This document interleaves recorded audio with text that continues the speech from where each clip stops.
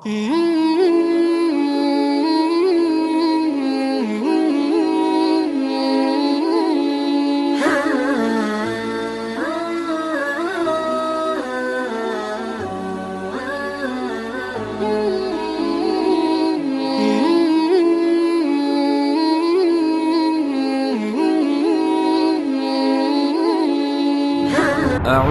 billahi minasy syaithanir rajim.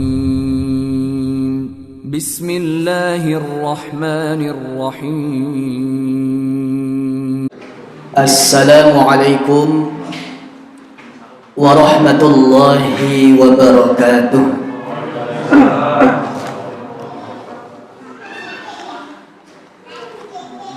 Innal hamdalillah nahmaduhu wa nasta'inuhu wa nastaghfiruh wa na'udzu billahi min shururi anfusina wa min sayyiati a'malina. Man yahdihillahu fala mudilla lahu wa man yudlil fala hadiya lahu. Wassalatu wassalamu ala Rasulillah wa ala alihi wa sahbihi wa mawalah. Wa la hawla wa la quwwata illa billah, amma ba'dah. Hadirin yang berbahagia, marilah kita panjatkan rasa syukur kita kehadirat Allah Subhanahu wa ta'ala, karena kita masih diberikan kesempatan untuk melangkahkan kaki kita dalam rangka menggapai ridhonya. Amin ya rabbal alamin. Salawat serta salam tetaplah kita sanjungkan kepada junjungan kita Nabi besar Muhammad sallallahu alaihi wasallam. Kita sebagai umatnya agar mendapatkan syafaat beliau di hari kiamat kelak, maka perbanyaklah membaca solawat. Di antara ungkapan solawat berbunyi Allahumma salli ala sayyidina Muhammad wa ala ali sayyidina Muhammad.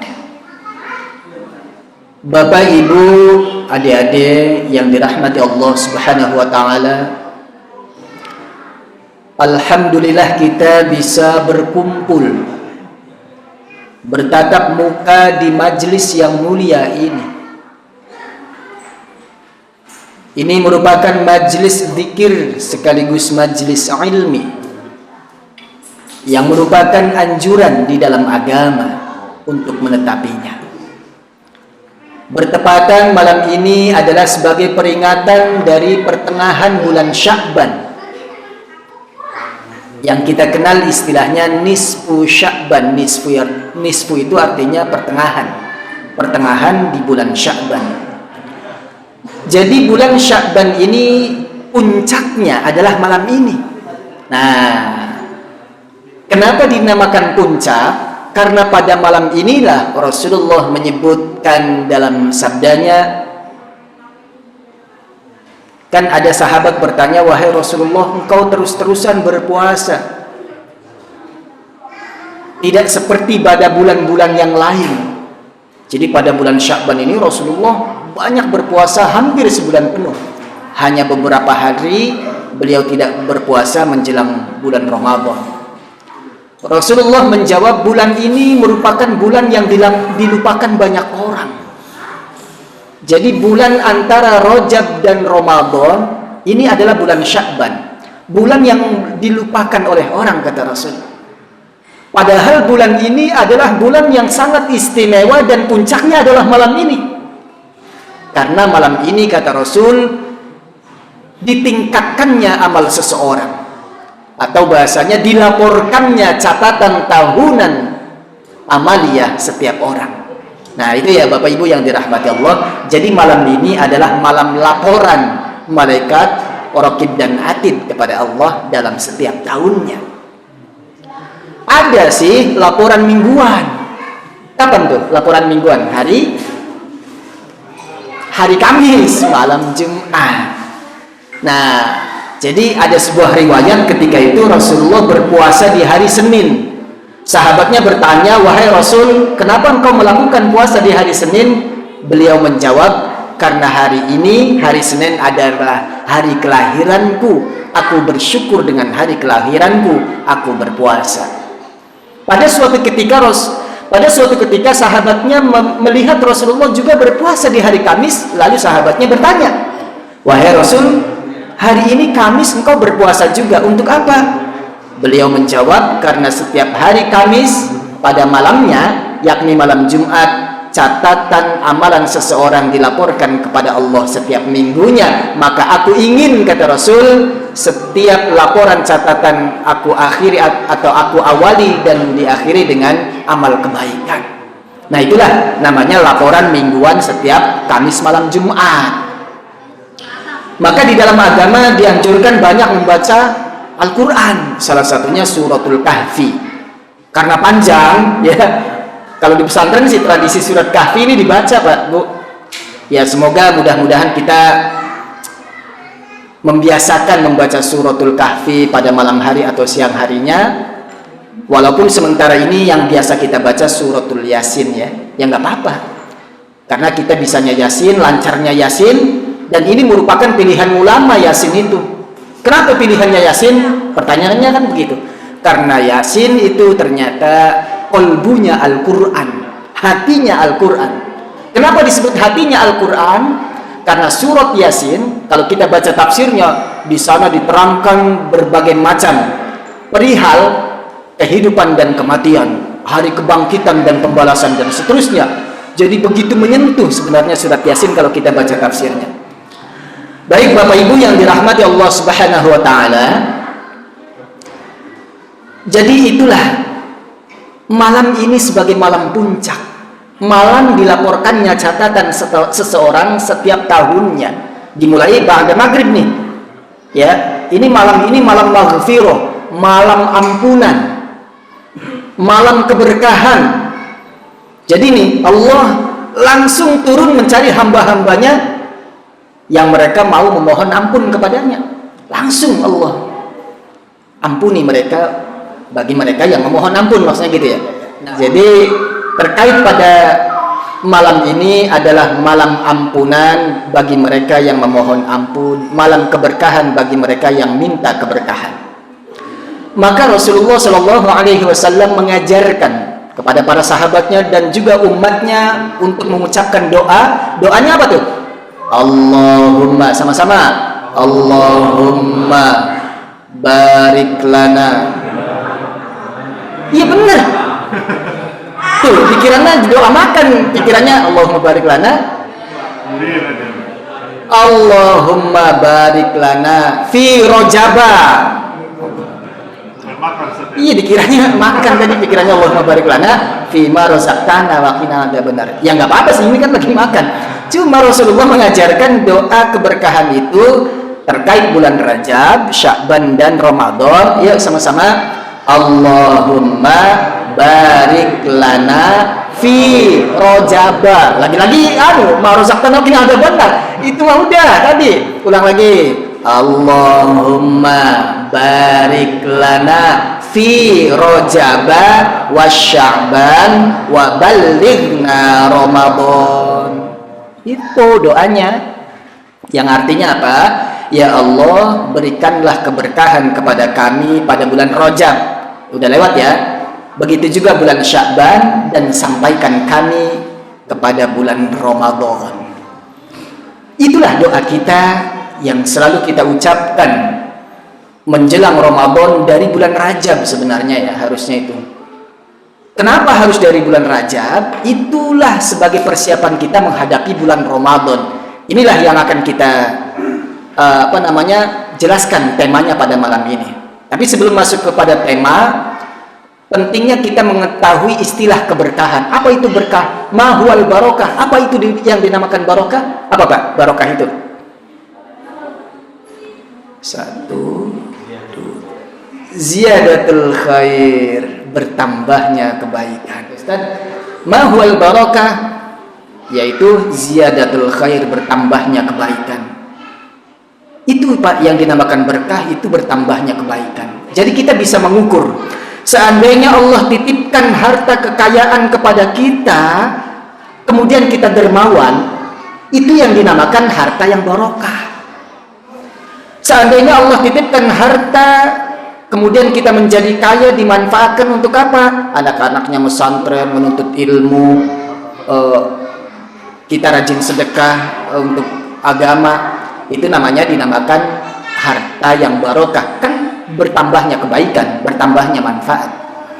Begitu juga misalnya kita punya ilmu sebagai ustadz, rajin menyampaikan, mendidik santrinya, itu namanya barokah ilmunya. Jadi barokah itu kembali lagi adalah ziyadatul khair, bertambahnya kebaikan. Khair, tayyib. Oh, maksudnya gitu. Bertambah. Iya. Aduh.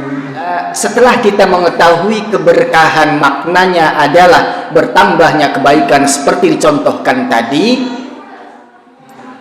lalu kita bertanya, apakah orang-orang yang non-muslim itu ketika dia sedekah, atau bahasanya bukan sedekah, bahasa mereka mungkin berbagi sumbangan, dinamakan barokah apa tidak, kan gitu ya.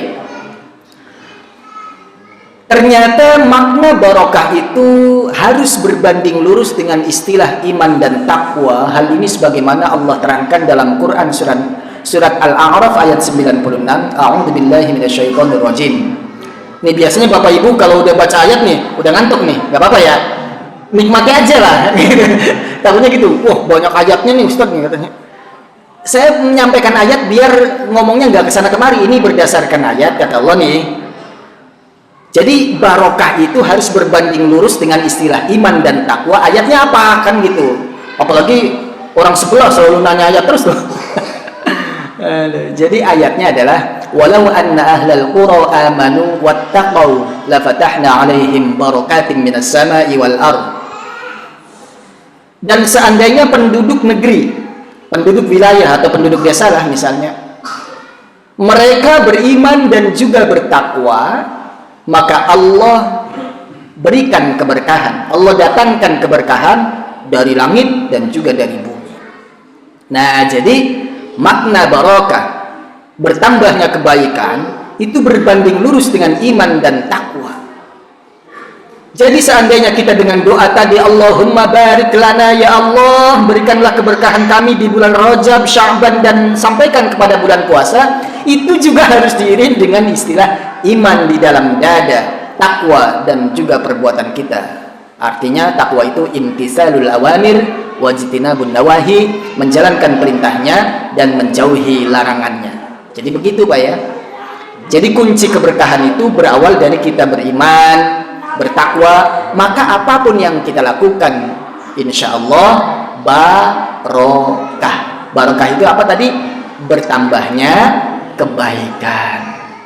Jadi tema kita adalah tentang tarhib Ramadan. Apa itu tarhib? Jadi kepanjangannya adalah bagaimana upaya persiapan diri kita dalam rangka menyambut bulan Ramadan. Itulah tema kita. Tarhib Ramadan adalah upaya persiapan diri menyambut bulan Ramadan. Bapak Ibu yang dirahmati Allah Subhanahu wa taala. Jadi biasa sebelum kita memasuk awal kali di dalam tema itu mesti kita definisikan apa itu tarhib, kan gitu ya. Apa itu tarhib? Kenapa muncul tulisan-tulisan yang ada di spanduk marhaban ya Ramadan misalnya? Marhaban itu artinya apa sih? Ucapan apa? Selamat datang. Tapi di dalam bahasa Arab ucapan selamat datang itu juga bisa dengan kata ahlan wa sahlan. Kenapa tidak memakai ahlan wa sahlan Ramadan? Tapi lebih kepada memakai kata marhaban ya Ramadan. Dan itu yang harus dilakukan. Jadi kata-kata marhaban itu kan bahasa Arab tuh. Asal kata marhaban artinya rohbun atau rohib, wasi'. Apa artinya? Luas, lapang dada. Nah, jadi kata-kata marhaban ya Ramadan, aku menyambutmu wahai Ramadan dengan penuh kegembiraan, dengan kelapangan dada, keluasan hati. Jadi gitu. Jadi Ramadan itu ibaratnya bagaikan tamu yang akan datang, kita sambut gitu ya. Selamat datang wahai Ramadan, tapi menyambutnya apa? Dengan lapang dada, dengan penuh kegembiraan. Maka kalimat marhaban lebih tepat daripada ahlan wa sahlan. Ahlan wa sahlan sama selamat datang, tapi marhaban akar katanya tadi rahbun, luas, lapang. Nah, gitu ya. Jadi kita menyambut kehadiran Ramadan itu dengan keluasan hati, dengan kelapangan dada, dengan penuh sukacita, dengan kegembiraan. Nah, maka hal inilah yang biasa Rasulullah pesankan kepada sahabatnya.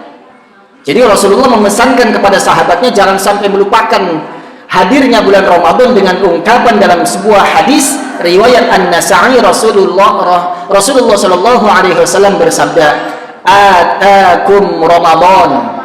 Kata Rasul, sebentar lagi atau telah datang kepada kalian Ramadan, bulan Ramadan. Apa? Syahrun mubarakun faradallahu azza wa jalla siyamah.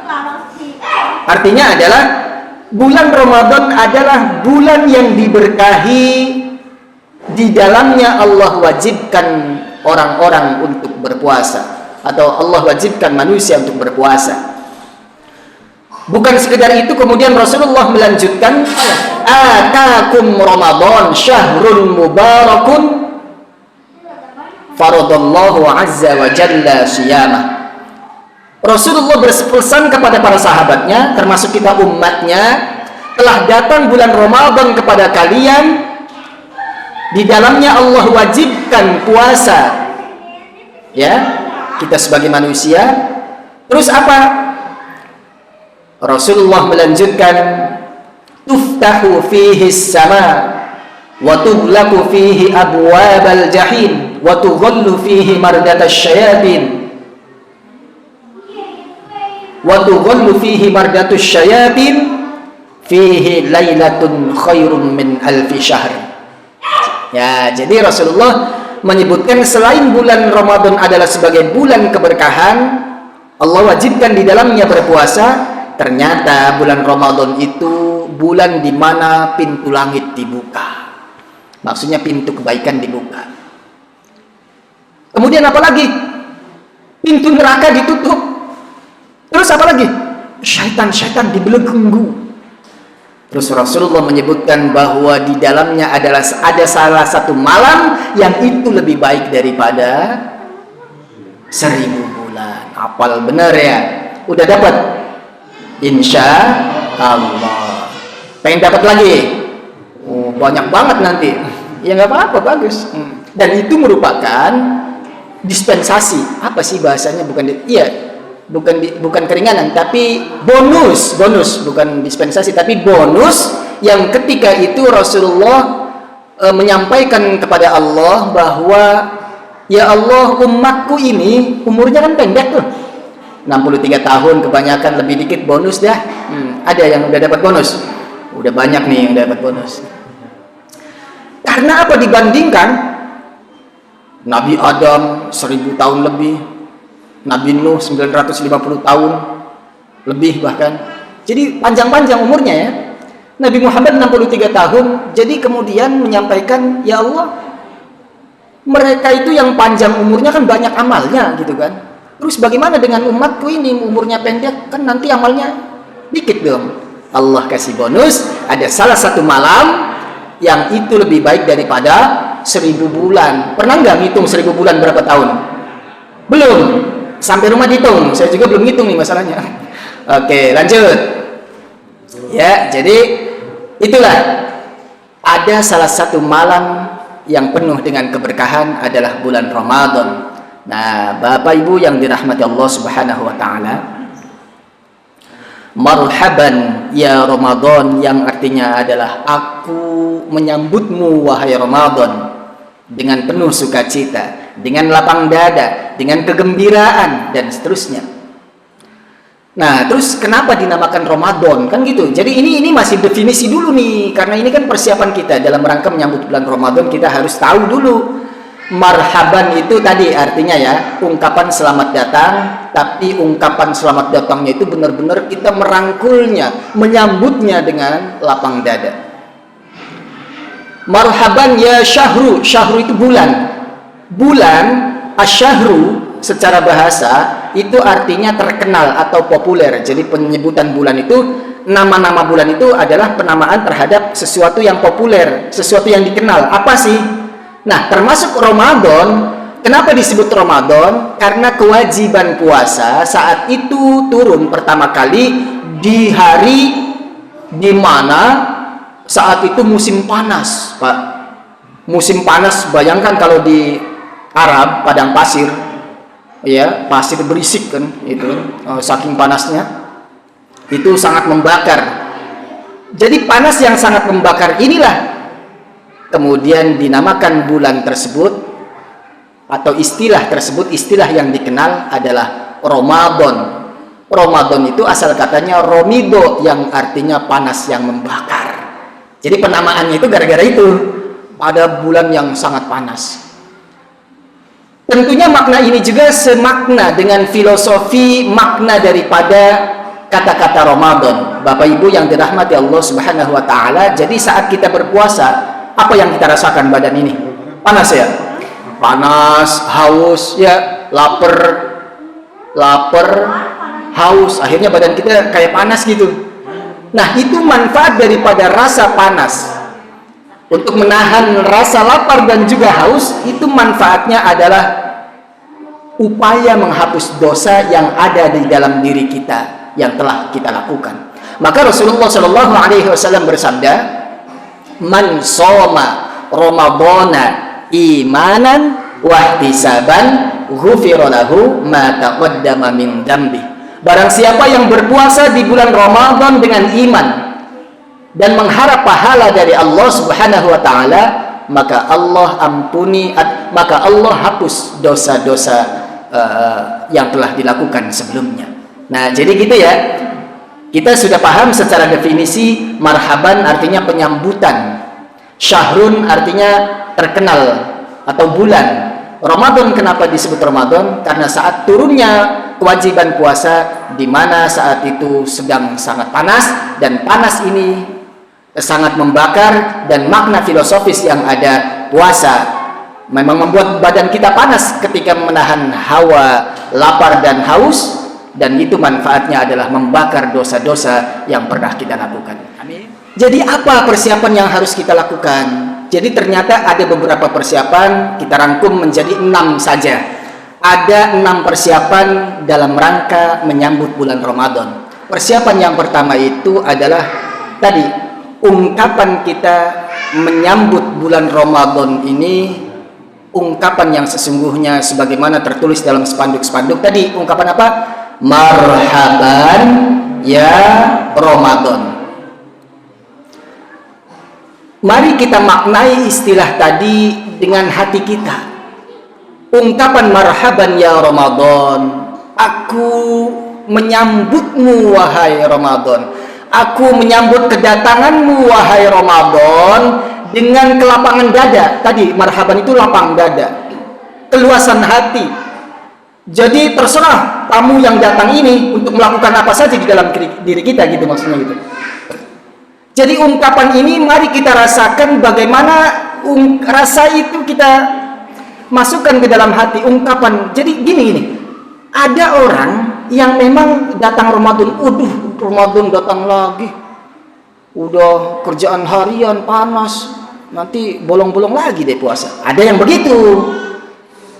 Tapi justru ada juga mereka yang ketika datangnya bulan Ramadan, justru mereka menyambutnya dengan sukacita sebagaimana doa tadi, wa ballighna Ramadan, ya Allah sampaikanlah kami ke dalam bulan Ramadan. Karena apa? Bulan Ramadan itu kita tahu pahala digandakan, ya, doa dikabulkan, terus apa lagi? Ampunan Allah diberikan, gitu kan? Kan 10 hari pertama, 10 hari kedua, 10 hari ketiga kan ada tuh. Maghfirah, rahmat, itqum minan nar. Itu 10 hari pertama, 10 hari kedua, 10 hari ketiga. Nah, maka rugilah bahasanya orang yang tidak sampai ke bulan Ramadan. Dan lebih rugi lagi Orang yang sudah dapat bulan Ramadan tetapi dia tidak mengambilnya untuk melakukan keimanan dan ketakwaan tadi, maksudnya gitu Pak ya. Nah, kembali lagi, ungkapan yang pertama, persiapan diri kita adalah bagaimana rasa hati ini legowo untuk menyambut kedatangan bulan Ramadan sebagai tamu yang agung. Gimana? Udah berasa belum? Belum ya? Iya. Katanya tadi doa Allahumma barik lana fi Rajab. Tadi si doanya keteter mulu. Allahumma barik lana fi ma razaqtana terus gara-gara lihat makanan. Nah, iya. Jadi doanya Allahumma barik lana fi Rajab wa Sya'ban wa ballighna Ramadan. Jadi itulah persiapan kita yang pertama. Lanjut dah, karena udah malam, jadi persiapan yang kedua nih. Kira-kira apa persiapan yang kedua? Ternyata persiapan yang kedua itu kita butuh pengetahuan yang dalam. Maka tadi udah disampaikan oleh DKN, oleh pengurus, nanti ada program fikih puasa ya, tentang puasa. Ya betul. Jadi kita perlu pengetahuan yang dalam minimal seputar puasa ini. Kan puasa itu kan ada syarat-syarat untuk sah hingga sempurna kita kerjakan ya. Ada hal-hal yang bisa saja membatalkan puasa, khawatir kita tidak tahu. Nah, maka itulah kemudian diajarkan dalam fikih puasa. Ada rukunnya, ada syaratnya. Ya semua yang hadir di sini insya Allah semuanya udah tahu gitu. Cuma kan bahasanya untuk mengulas, untuk menambah pengetahuan lebih lagi. Sehingga apa?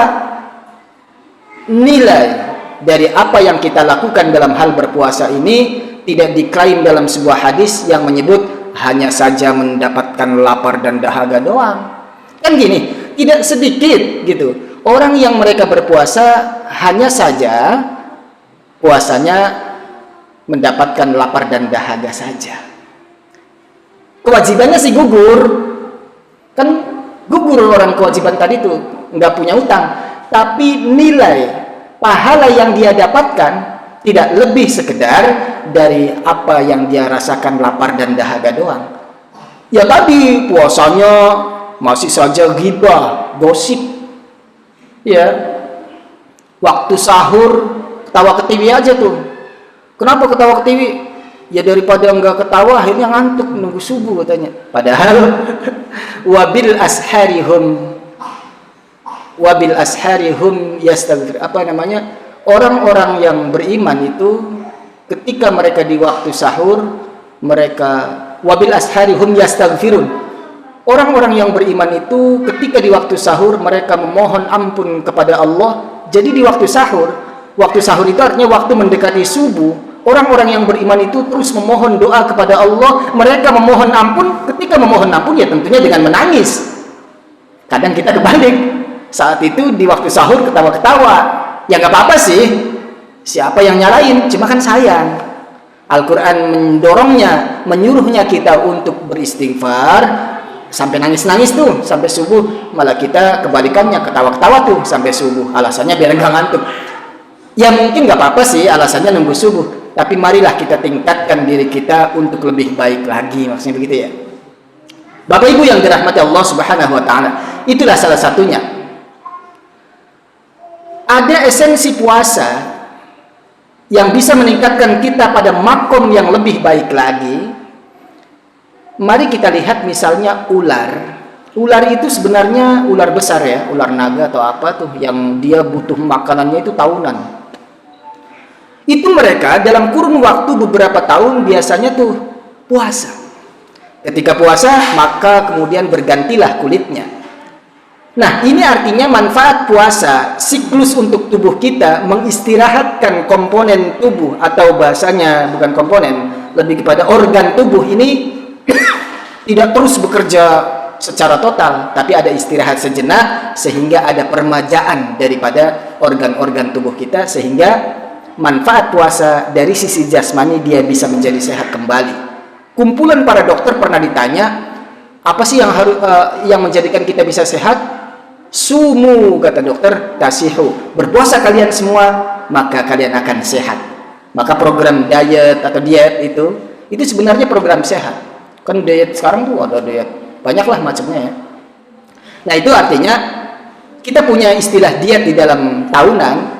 Itu namanya bulan Ramadan, sebulan penuh. Begitu juga ada program mingguan 2 kali dalam seminggu. Nah, itu diet, program diet tuh. Manfaatnya adalah peremajaan organ-organ sehingga kita bisa menjadi sehat kembali. Itu manfaat pertama. Ada lagi manfaat kedua, kalau kita lihat misalnya ulat. Ya. Ulat itu ketika kemudian dia pengen menjadi kupu-kupu yang bisa terbang. Ulat itu kan awalnya menjijikan tuh misalnya. Dia berpuasa.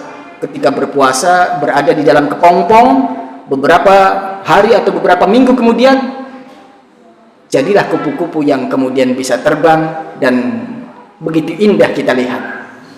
Nah, itu manfaat puasa dari sisi spiritual. Jadi orang yang berpuasa, selain jasmaninya sehat seperti gantinya kulit bagi ular, ya tadi kan ular ganti kulit tuh, jadi bagus lagi kulitnya. Begitu juga manfaat daripada ruhnya, bagaikan ulat yang awalnya menjijikkan, tapi lama-lama ketika menjadi kupu-kupu dia terbang. Ya terbang tentunya menjadi indah dengan sayap yang dia kepak. Nah itu ruh itu naik kepada Tuhan, ya. Itulah manfaat daripada puasa. Nah, pertanyaannya puasa seperti apa? Ternyata puasa itu sebenarnya adalah upaya untuk mengurangi syahwat. Apa itu syahwat? Syahwat itu adalah keinginan. Contohnya keinginan itu apa sih? Contoh begini, ibu-ibu biasanya kan ke swalayan ya Bu ya, sama suami Bu. Ingat nggak? Ingat lah kemarin kan. Biasanya tujuannya beli panci nih kebutuhannya. Yuk katanya beli panci. Pancinya kan ada di pojok sana. Dia lihat tuh tengok-tengok, lihat bandrol sana sini. Akhirnya dia beli tuh boneka misalnya karena dia tertarik. Oh mumpung lagi murah nih katanya. Akhirnya waktunya habis, uangnya habis misalnya. Nggak beli tuh pancinya mah. Nah dia kadang lupa apa kebutuhannya. Karena kalau pak matanya terlalu besar kali ya. Dia bisa lihat ke sana kemari mumpung diskon biasanya gitu. Nah jadi akhirnya yang dia dapatkan keinginannya daripada kebutuhan. Nah, padahal dahulukanlah kebutuhan daripada keinginan. Itulah manfaat daripada upaya berpuasa. Berpuasa itu artinya menahan syahwat, mengurangi keinginan. Caranya bagaimana gitu? Caranya adalah dengan cara mulai dari penyediaan sahur sampai berbuka. Nah, Bapak Ibu yang dirahmati Allah Subhanahu wa taala, disinilah ada beberapa tingkatan bagi orang yang berpuasa. Tingkatan awam itu umum, ya kita semualah termasuk umum nih. Jadi ketika maghrib tiba, ya kan waktunya berbuka tuh. Yang tadinya tidak ada menjadi ada. Menu utama gorengan misalnya, ada gorengan, ada kurma atau apalah yang biasa-biasanya pada hari sebelumnya nggak pernah ada tuh, ya kan? Karena keinginan itulah, karena dia lapar, ya maaf misalnya ada rasa dendam nih, saya harus makan banyak karena siang lapar banget nih katanya. Nah, itu yang awalnya tidak ada menjadi ada, itu bukannya mengurangi syahwat tuh, malah nambahin gitu, menambahin keinginan sih. Iya, yang tadinya tidak ada gorengan jadi ada, yang tidak ada es buah jadi ada. Jadi serba ada tuh ketika kita berbuka itu. Nah, ini sebenarnya itulah tingkatan puasanya orang awam atau orang umum seperti kita.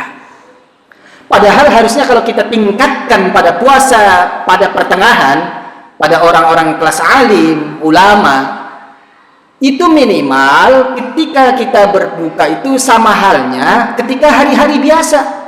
Ya maaf, misalnya hari biasanya tahu tempe, ya udahlah sore juga tahu tempe, nggak usah nambahin apa-apa. Karena itu kan udah hariannya. Terlebih tingkatannya orang-orang puasanya tingkat khos atau orang khusus, ya. Orang khusus itu justru mengurangi tadi yang biasanya pakai ayam diganti dengan tahu tempe karena puasa. Niatnya adalah mengurangi syahwat, mengurangi keinginan. Bahkan tingkatan puasanya para nabi nih, kalau kita pengen niru, mereka selalu ingat Allah dalam setiap detiknya. Kalau tidak ingat Allah bisa batal puasanya. Segitunya. Nah, itulah tingkatan-tingkatan puasa. Maka kemudian fikih puasa menjadi acuan kita. Tadi kan ada program anak-anak, ibu-ibu, bapak-bapak, nanti ada fikih puasa. Minimal ya tadilah sesuatu yang syarat sah, sempurna dan seterusnya, sampailah pada tingkatan untuk meningkatkan diri kita berpuasa hingga puasa kita menuai istilah muttaqun, menjadi orang-orang yang bertakwa. Itu persiapan yang kedua. Lanjut ya, persiapan yang ketiga apa, Pak? Persiapan yang ketiga itu adalah dengan doa. Loh, kenapa doa? Iya, doa itu artinya ungkapan kebutuhan kita untuk memotivasi diri dan juga memohon pertolongan. Jadi doa itu adalah upaya seperti tadi. Betul, bulan Ramadan itu mudahnya kita untuk melakukan kebaikan-kebaikan, tapi ada tantangan lain. Tantangan bagaimana ketika dihadapkan pada suatu masalah, misalnya contoh sedang lapar dan haus, kita berada di bawah terik matahari. Itu kan tantangan banget. Wah, buka enggak ya? Kan orang-orang nggak bisa saja, nggak tahu kalau saya buka. Masuk kamar mandi minum air keran. Ya enggak lah. Enggak, maksudnya itu kan tantangan. Ternyata Allah Maha tahu. Makanya kata Allah, pahalanya orang ibadah selain puasa ini bisa saja dia diketahui oleh orang lain nih. Misalnya jamaah, sholat jamaah nih puasa, pahalanya 27 derajat. Dikasih, jelas. Nah, pahala puasa itu kata Allah, Allah sendiri yang langsung ngasih. Kenapa Allah sendiri yang langsung ngasih? Karena derajatnya tadi face to face, Allah langsung kepada manusia. Jadi berhadapan langsung, nggak ada ria di sana. Kan tersembunyi kan puasa itu. Beda dengan sholat. Sholat itu masih kelihatan orang, masih bisa ria. Tapi kalau puasa siapa yang tahu? Makanya antara dirinya dengan Allah, disitulah dia dihadapkan sejauh mana keimanan dan ketakwaannya. Maka wajar Allah menyebut orang-orang puasa itu hanya bisa dilakukan oleh orang-orang yang beriman. Sebagaimana firman Allah, apa bunyinya? Ya ayyuhalladzina amanu kutiba, ya. Iya, kutiba alaikumusiyam kama kutiba alal ladzina min qablikum la'allakum tattaqun. Wahai orang-orang yang beriman, diwajibkan atas kalian berpuasa sebagaimana hal ini diwajibkan kepada orang-orang sebelum kalian agar kalian bertakwa. Dari ayat ini kita lihat ya ayyuhalladzina amanu, bukan ya ayyuhan nas tuh. Maksudnya apa? Panggilan Allah, ajakan Allah hanya saja dikhususkan wahai orang-orang yang beriman. Jadi kalau tidak beriman tidak hai. Iya, maksudnya tidak dipanggil kan gitu. Maka Bapak Ibu nih, kalau besok Ramadan puasa pasti sebagai orang yang beriman. Jadi panggilannya khusus, bukan ya Yohanes wahai manusia berpuasalah kalian, enggak. Karena nggak mungkin orang yang tidak beriman itu bisa puasa, iya kan? Ya kita lihat aja nih, nanti ada aja nih orang yang masih ngerokok di pinggir jalan bulan puasa. Ya berarti mungkin saat itu dia tidak beriman kepada Allah. Orang beriman pasti berpuasa, orang berpuasa pasti beriman. Gitu aja deh. Maka panggilannya khusus, wahai orang-orang yang beriman, diwajibkan atas kamu berpuasa. Bapak Ibu yang dirahmati Allah Subhanahu wa taala, sedikit lagi ya. Jadi persiapan doa ini karena kita akan menghadapi tantangan, godaan. Ya maaf, misalnya godaannya suami istri nih, siang-siang maaf misalnya pengen hubungan. Itu kan ditahan tuh. Nantilah malam gitu kan. Itu kan godaan. Karena seandainya melakukannya, dia harus menebus kafaratnya ya. Haus dan dahaga ditahan. Iya kan? Tidurnya aja nggak nyenyak orang puasa tuh. Maka kenapa sampai-sampai dapat pahala tidurnya aja? Karena tidurnya aja nggak nyenyak, dia masih nahan lapar. Nah, disitulah setiap detiknya mereka mendapatkan aliran pahala. Nah, makanya penting doa di sini dalam rangka ungkapan biar kita termotivasi untuk mendapatkan kekuatan menghadapi tantangan. Itu yang ketiga ya. Nanti diinget-inget nih persiapannya. Yang keempat, persiapan tekad dan planning. Apa itu tekad? Apa itu planning? Jadi tekad itu adalah kekuatan hati ya, untuk apa? Untuk melakukan ibadah-ibadah yang berada di dalam Ramadan. Apa saja? Pertama, puasa dari pagi maksudnya terbit fajar hingga terbenam matahari. Kemudian apa lagi? Tarawih. Kemudian apa lagi? Sahur. Kemudian apa lagi? Baca Quran dan seterusnya. Jadi ada kekuatan untuk menetapkan hati istiqomah untuk melakukan itu? Karena khawatir awal-awalnya aja kita senang ya, kan gitu. Kenapa jamaahnya rame, mundur itu maksudnya sampai belakang. Kalau makin terakhir makin maju katanya, maksudnya tinggal beberapa saf ya. Nah itu jadi ada tekad, selain tekad kita ada planning, perencanaan. Apa perencanaannya? Tadi sudah dijelaskan oleh para DKM, ada tausiah, ada kultum, ya, ada pembacaan Quran. Jadi kita harus memprogram, memplanning berapa kali ya harus menghatamkan Al-Quran. Itu harus ada tuh. Minimal di bulan Ramadan, nanti kita lanjutkan bulan Syawal, atau sebaiknya dari sekarang sih sebenarnya ya, bukan nunggu Ramadan aja. Tapi Ramadan penting banget karena di sana syahrul Ramadan alladzi unzila fihi Al-Quran. Jadi bulan Ramadan di dalamnya diturunkan Al-Quran. Nah maka orang yang membaca Al-Quran itu benar-benar dilipat gandakan nilai-nilai pahalanya. Ya itulah planningnya ya. Jadi planning selain program DKM, begitu juga Pak punya planning pribadi. Setiap hari 1 juz deh misalnya, atau sanggup lebih dari itu, bisa hatam minimal 1 kali atau 2 kali, atau terserah Bapak Ibu deh. Saya nggak maksa. Iya. Oke, lanjut ya. Itulah persiapan yang ketiga, namanya tekad dan planning. Yang kelima persiapan ruh dan jasad. Apa maksudnya persiapan jasmani dan ruhani? Persiapan jasmani itu mari kita latih dari sekarang. Jadi tadi Rasulullah itu sudah melatih, bukan melatih bahasanya, Rasulullah mengajarkan puasa tadi hampir sebulan penuh kata Aisyah itu, kecuali beberapa hari menjelang Ramadan biar nggak nyambung gitu kan. Itu manfaatnya adalah pelatihan jasmani sekaligus pelatihan rohani. Begitu juga nih para sahabat nih melakukan itu. Begitu juga ada apa bahasanya kegiatan-kegiatan santunan, bersedekah diperbanyak untuk fakir miskin.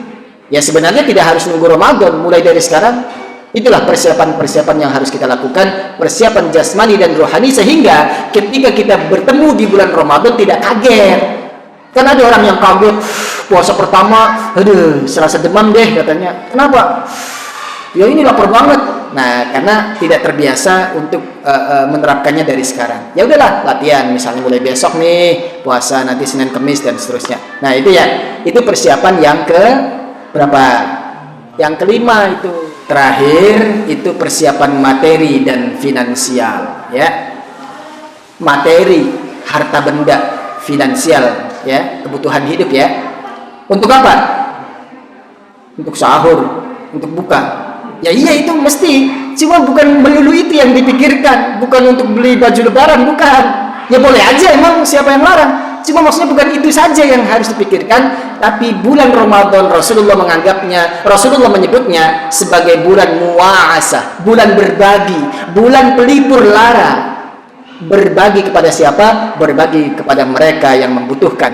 Salah satunya adalah ketika kita menyediakan berbuka kepada orang yang berpuasa, bukan melulu kepada fakir miskin nih, orang yang berpuasa, siapapun mereka, kita kasih nih makanan 1 roti aja atau 100 bungkus misalnya, itu benar-benar nilai pahalanya dilipat gandakan oleh Allah.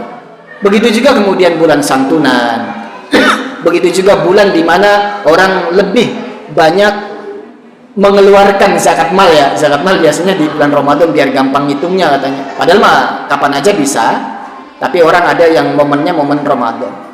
Nah, jadi disitulah persiapan materi dan finansial, bukan sekedar untuk menyediakan menu sahur dan berbuka atau beli baju untuk lebaran, tapi bagaimana kita mengumpulkan mulai dari hari ini hingga pada puncaknya kita bagikan di bulan Ramadan, karena itu adalah bulan berbagi, bulan pelipur lara untuk sekeliling kita.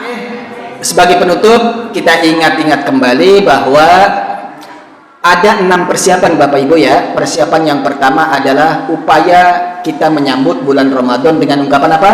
Marhaban ya Ramadan. Yuk rasakan.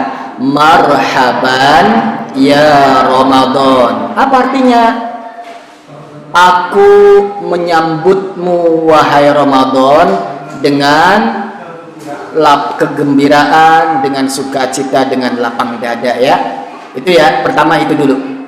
Jadi karena ada orang yang merasa sempit, ih Ramadan datang lagi, jangan sampai kayak gitu. Kita justru buka dada kita lebar-lebar untuk menggapai atau untuk menyambutnya. Itu persiapan yang pertama. Persiapan yang kedua, apa tadi?